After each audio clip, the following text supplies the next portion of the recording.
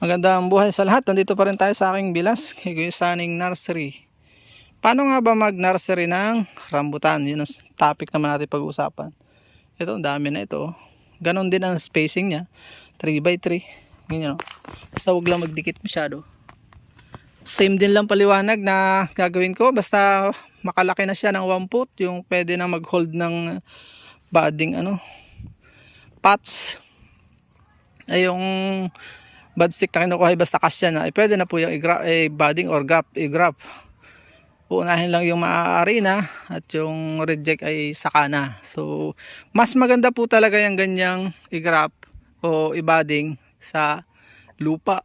Dahil po, dahil po pag pumalpak, madali silang susuloy at mapapakinabangan pa, unlike sa plastic na magbubuhag ng lupa. Another preparation na ito. Hanggat hindi siya nabubuhay, hindi natin siya gagalawin. Pwede na siyang ilipat sa plastic pagka malalaki na. Dito mas magandang tingnan, malabo pa lang dahil kakakalbo, kalilipat lang ito. Ang good news po dyan, nililimot lang yan sa may rambutan. Kung magaling ka makipagkaibigan, tonto pa yung may-ari kasi hindi na sila sisibulan ng mga buto na hirap patayin. Katulad din ng lansones yan, nilihingi lang pagkano. Ang lansones medyo binibili ito rambutan. Ako'y walang nakikitang namimili niyan sapagkat may disadvantage sa era sa farm. Nasibol lang, hirap tabasin. Mahirap mapisonin, linisan, tabasan nga. Ang pagpa-plant niya, kung gusto mong makilala kang legit na nursery, pag nang limot ka ng pananim, mas maganda pong stock at hindi katulad sa para din sa kalamansi. Kalamanda rin yung the best stock. Dito naman rongreng yung best stock at 03 bilog para hindi lumalabas yung haba. Yung Simagen ay medyo payat yun, kaya may tendency ang yung may produce ay na prutas kapag ay perat din, haba na walang buto, na pangit, halos walang laman, ganun.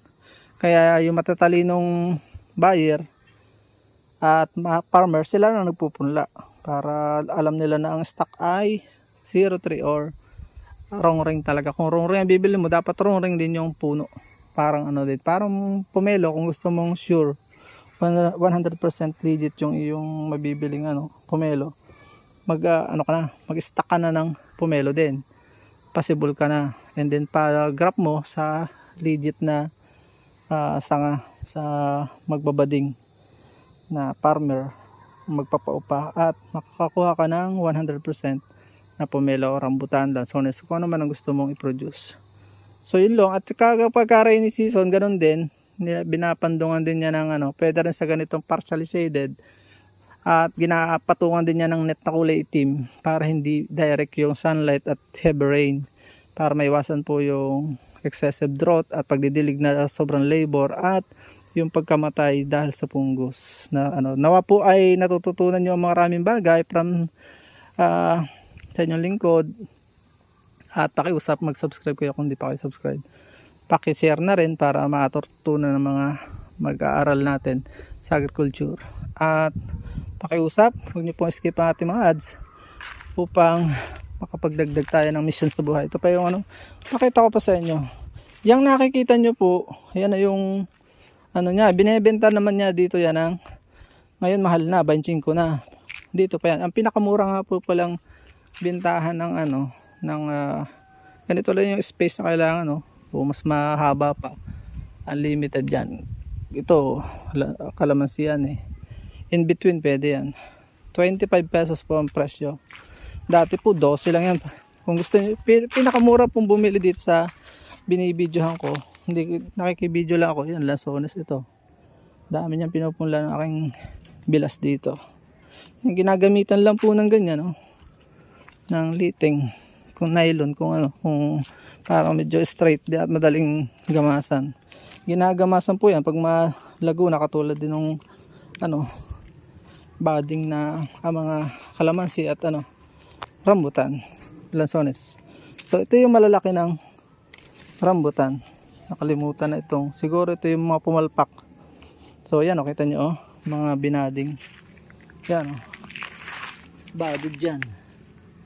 So parang kababading lang or hindi nabuhay. So yun o. Parang hindi nabuhay. Pinaghukayan na yung iba. So ganyan. Kita nyo pag pumalpak mabubuhay pa. Susuloy pa. Hindi naulitan na lang. Ito. Mga pinagbadingan at ganito. Pagbabading pots lang yan eh. Yan o. Mga patay ito. Susuloy po yan. Taantayang mag-mature ulit. Hanggang sa badingan na ulit. Ganyan ang cycle ng pag nanarasari ng rambutan. Hanggang sa muli po nating informative videos. Paalam and God bless. Oh, sayang oh.